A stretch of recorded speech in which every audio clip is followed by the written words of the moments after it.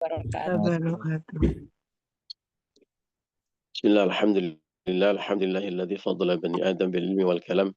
Salatu wassalamu ala sayyidil anam, Muhammadin wa ala alihi wa ashabihi alladzi nurul dhalam. Subhanaka la ilma lana illa ma 'allamtana innaka antal alimul hakim. Rabbi shrah li sadri wa yassir li amri wa hlul 'uqdatam min lisani yafqahu qawli. Rabbi zidni ilma warzuqni fahma bi rahmatika ya arhamar rahimin.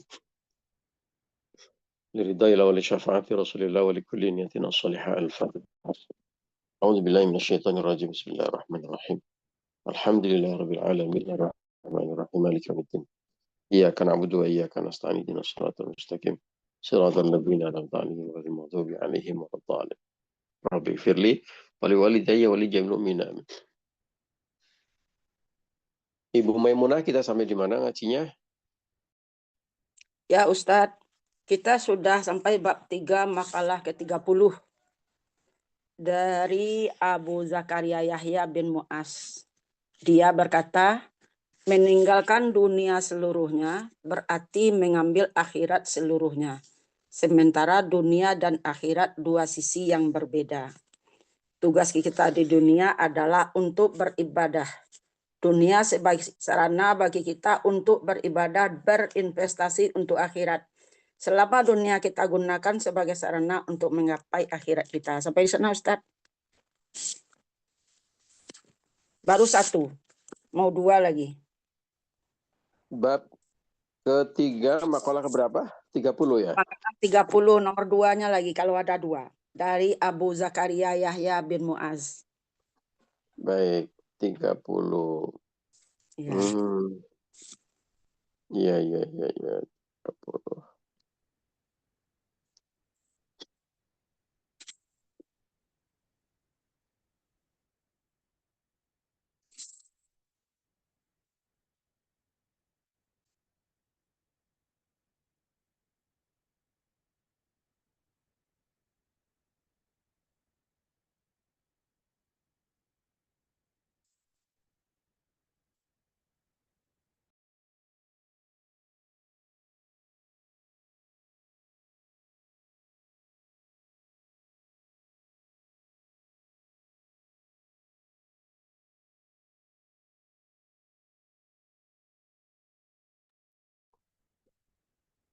Bentar ya Bu, saya lagi buka aplikasi kitabnya kok. Ya Ustaz, Lama. enggak apa-apa. Oke, handphone yang satu memang lagi mahal sinyalnya ini, jadi you 3 are makalah 30. offline. Oh, kok offline ini? Sambil menunggu handphone saya berproses, tadi ada pengumuman dari Bu Aiza yang memang kemarin sudah kita diskusikan. Jadi insya Allah donasinya untuk Aceh dan Sumatera, bencana di Sumatera itu kita lanjutkan ya. Ya, tadi Pak Aris bertanya Pak Ustadz, Bu Aiza, donasi masih kita buka, masih Pak Aris katanya kan? Ya, kita umumkan ya, kita buka, dan alhamdulillah ini dari jamaahnya Ustadz Sungkono sudah ada konfirmasi tambahan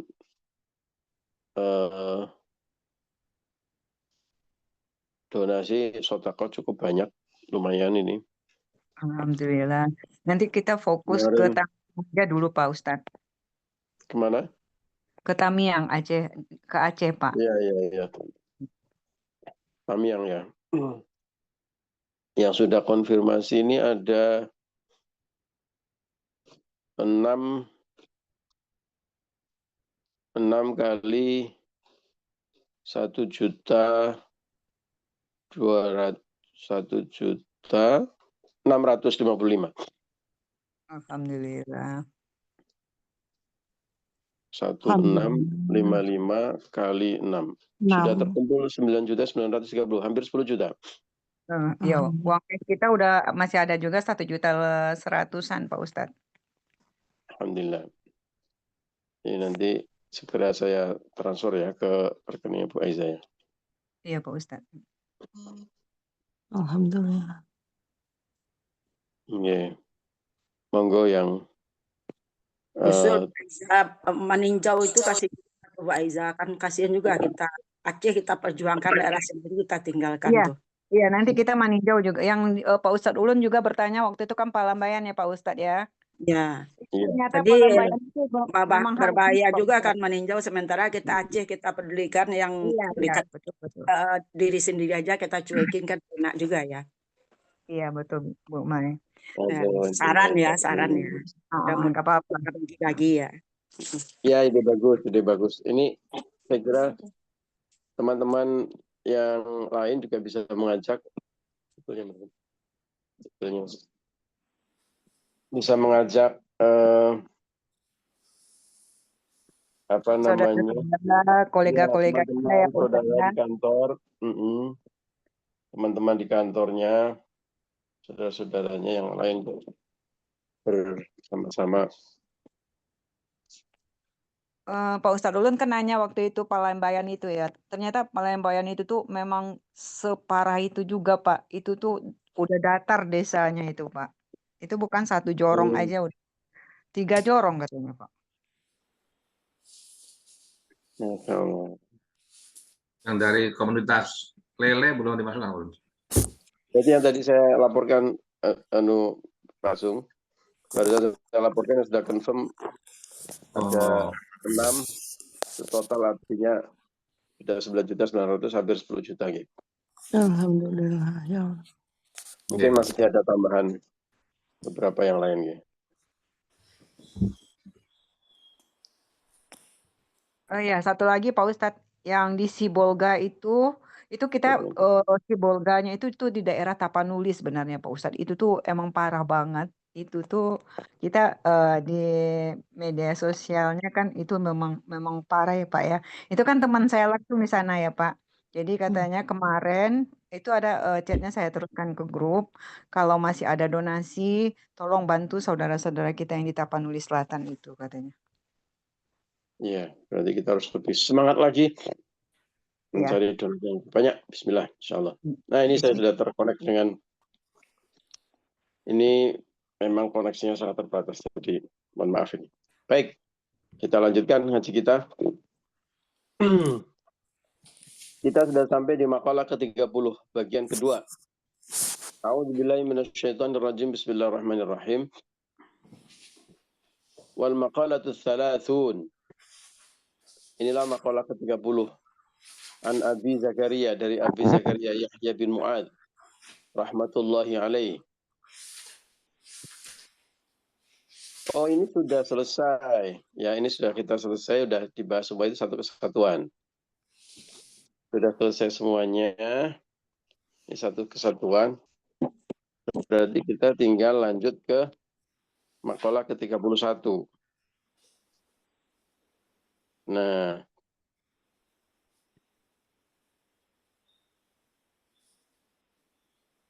A'udzubillahi minasyaitonirrajim. Bismillahirrahmanirrahim. Wal maqalatul hadiyatu wa thalathun. Inilah makalah ke-31. An Ibrahim Adhama rahimahullah. Diriwayatkan dari Ibrahim bin Adham rahimahullah. Annahu qila lahu.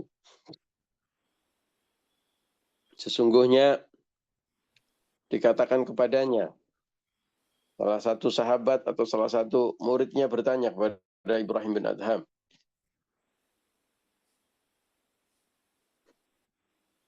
Ibrahim bin Adham ini sedikit berkisah tentang beliau. Beliau adalah seorang sultan, seorang raja di negaranya yang besar.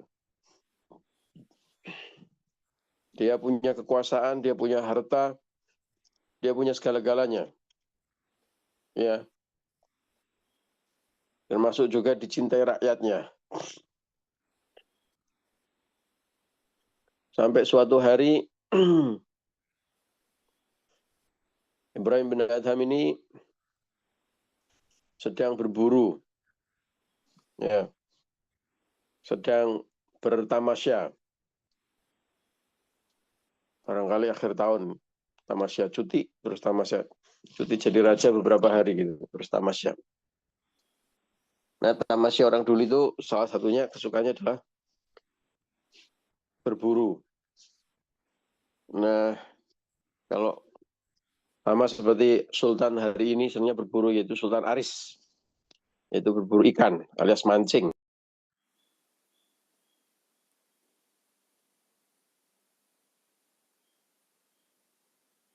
Nah, saat berburu ini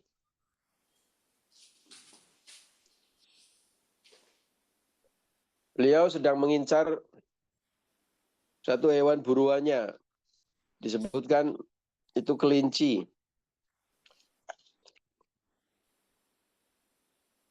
Ketika sedang memburu kelinci itu, atau sejenis hewan kecil begitulah ya, tiba-tiba dia mendengar suara. Hai Ibrahim, ini hatif, ini suara tanpa rupa. Ya.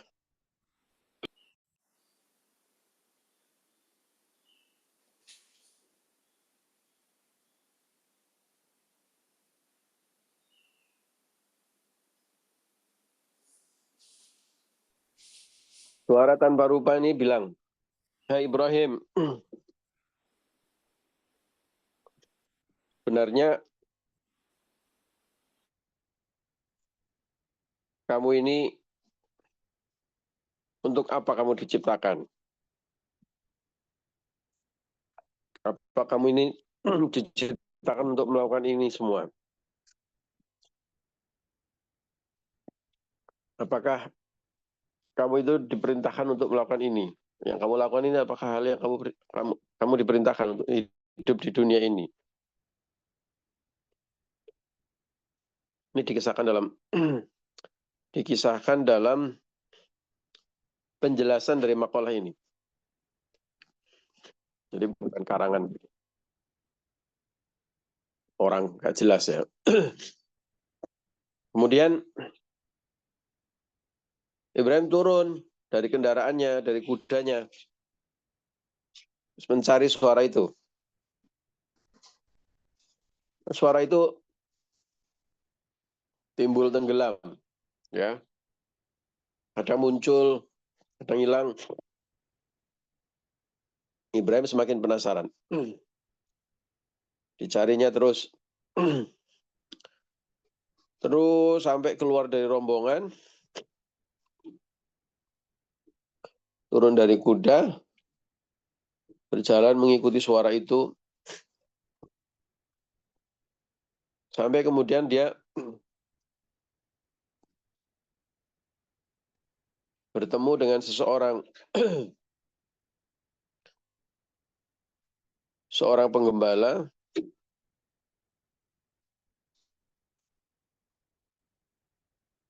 seorang pengurus kuda kerajaan begitu. Dan lalu kemudian dia termenung melihat orang ini, dan secara spontan dia minta baju yang dipakai oleh si pengurus kuda ini.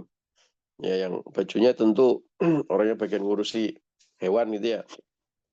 Baju yang sangat sederhana. Kemudian kudanya diberikan sama orang ini. Dan Ibrahim kemudian tafakur. Tafakur kemudian merenungi suara-suara hatif tadi. Ya, hatif itu suara tanpa rupa. Makanya orang Arab modern itu menyebut telepon itu hatif. Ya, karena suara tanpa rupa. Belum ada video call waktu itu. Hanya hatif. Nah, hatif di zaman dulu itu bukan telepon, tapi ada suara tapi nggak ada orangnya.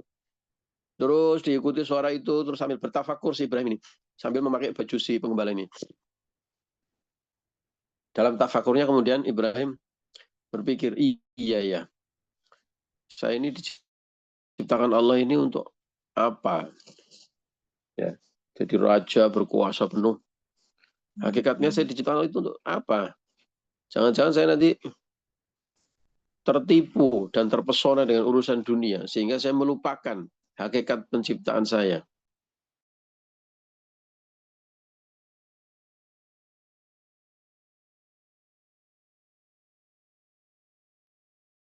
Wah, bahaya ini. Ini kan diciptakan kan semata-mata untuk ibadah kepada Allah. Kalau saya nggak beribadah kepada Allah, maka saya tidak layak untuk diciptakan. Kalau saya nggak layak diciptakan, berarti buat apa saya hidup? Untuk mengkhianati tujuan penciptaan Allah. Tidak bisa melaksanakan tugas yang diberikan Allah kepada saya. Dan gara-gara saya jadi raja, jadi sultan, bisa jadi saya jadi tertipu. Dan menjadi terbuai dengan urusan dunia, saya lupa ibadah saya. Terus merenungi di hutan.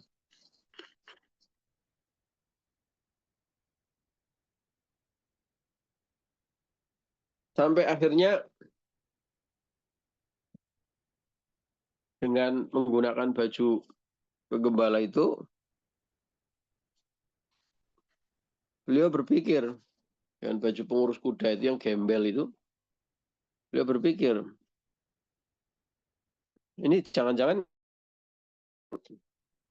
kalau saya memakai baju ini terus, saya jadi lebih fokus ibadahnya kepada Allah. Dan kalau saya lebih fokus kepada Allah, maka disitulah saya kembali ke hakikat penciptaan Allah kepada menciptakan aku. Ya, hakikat Allah menciptakanku. Kembali ke jalan Allah. Terus merenung, menimbang-nimbang, tafakur. Sambil bermunajat, memohon bimbingan kepada Allah. Sambil dia mengikuti kata hatinya. Kaki ini terus melangkah. Sampai tiada sadar ternyata arah langkah itu menuju ke Makkah Al-Mukarramah. Dan kemudian sambil terus tafakur, akhirnya kemudian mantaplah hatinya. Bahwa buat apa saya jadi raja kalau ujung-ujungnya nanti saya mengkhianati tujuan penciptaan Allah. Ujung-ujungnya nanti malah saya menjadi makhluk yang sebenarnya tidak layak untuk hidup dan diciptakan karena tidak sesuai dengan tujuan dari penciptaan, yaitu beribadah kepada Allah. Lebih baik saya jadi orang rakyat jelata, rakyat biasa, asal saya bisa kembali ke jalan Allah, beribadah kepada Allah, sehingga saya menunaikan tugas dan kewajiban saya sebagai seorang hamba Allah.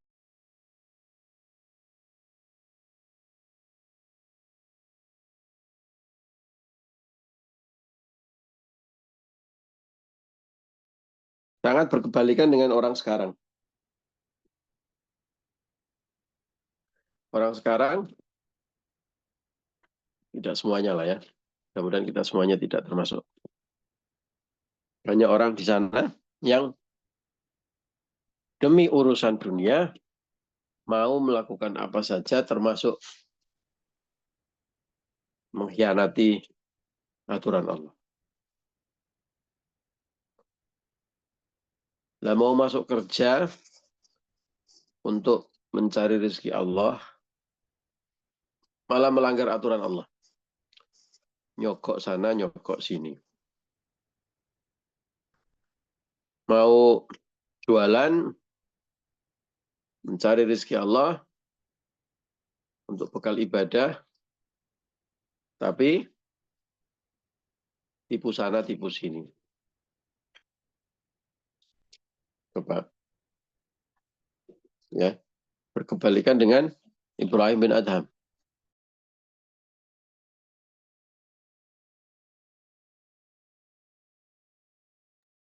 Singkat kata, kemudian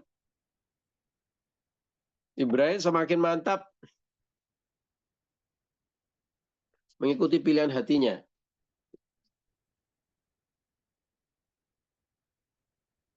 Dan kemudian meninggalkan jubah kerajaan, membo-membo jadi rakyat jelata, ya, memakai baju pengurus kuda, melanjutkan langkah ke Mekah dengan bekal seadanya, sampai kemudian di Mekah beliau berguru dengan Sufyan Ats-Tsauri dan juga Fudail bin Iyad, seorang ulama sekaligus seorang sufi besar. Dan kemudian terus menghabiskan usianya dengan belajar menjadi ulama dan menjadi seorang sufi besar. Termasuk kemudian setelah lama tinggal di Mekah, belajar di Mekah, beliau kemudian juga pergi ke Syam. Nah, bekerja dengan tangannya sendiri, bertani, bercocok tanam, menjadi buruh tani, ya, dan kemudian hidup dengan fokus dengan ibadah dan bekerja dengan tangannya sendiri. Itu kisah Ibrahim bin Adham. Seseorang yang meninggalkan kemegahan dunia dan menjadi seorang santri, belajar ilmu agama sekaligus tasawuf, dan menghabiskan usianya sebagai seorang sufi yang masyhur. Nah, Ibrahim bin Adham kemudian mengajarkan kepada kita, inilah makalah yang sedang kita baca. Dia ditanya oleh salah satu muridnya, "Hai Ibrahim bin Adham, bagaimana engkau menemukan sifat zuhud? Ya, bagaimana kamu bisa bersifat zuhud seperti ini?" Nah, beliau memberikan tips, ya, ilmunya, bagaimana bisa bersifat zuhud. Nah, apakah zuhud dan bagaimana caranya? Mari kita lanjutkan dalam ngaji besok, karena sekarang sudah jam 6:30. Nah, nanti saya dimarahin ini sama teman-teman yang pada kerja masuk ke kantor. Hari ini kita ngaji kisah tentang Ibrahim bin Adham, seorang raja yang memiliki semua kemegahan dunia, tafakur, bermuhasabah, ya, kemudian memutuskan untuk meninggalkan itu semuanya karena khawatir dengan menjadi raja, silau, lupa dengan hakikat penciptaan, yaitu wa ma khalaqtul jinna wal insa illa liya'budun. Allah sesungguhnya tidak menciptakan jin dan manusia illa liya'budun, kecuali untuk beribadah. Tapi kisah ini bukan berarti kemudian saya mengajak Anda semuanya untuk meninggalkan kerja, keluar akhir tahun ini, tinggalkan itu semua bisnisnya untuk menjadi sufi, santri seperti Ibrahim bin Adham. Tidak. Jangan buru-buru diambil keputusannya. Kita lanjutkan ngaji besok. Bagaimana menemukan jalan zuhud, ya, yang tentu tidak selalu bermakna sama dengan jalan yang dipilih oleh Ibrahim bin Adham. Mohon maaf atas segala kekurangan dan kekhilafan, terutama atas keterlambatan dan koneksi yang tidak stabil. Insya Allah kita lanjutkan besok. Bagaimana Ibrahim bin Adham menemukan sifat zuhud. Bagaimana kita bisa bertemu dengan sifat zuhud. Dengan tiga tips dari Ibrahim bin Adham. Terima kasih atas kebersamaannya. Wallahul muwaffiq ila aqwamit thoriq. Assalamualaikum warahmatullahi wabarakatuh. Waalaikumsalam.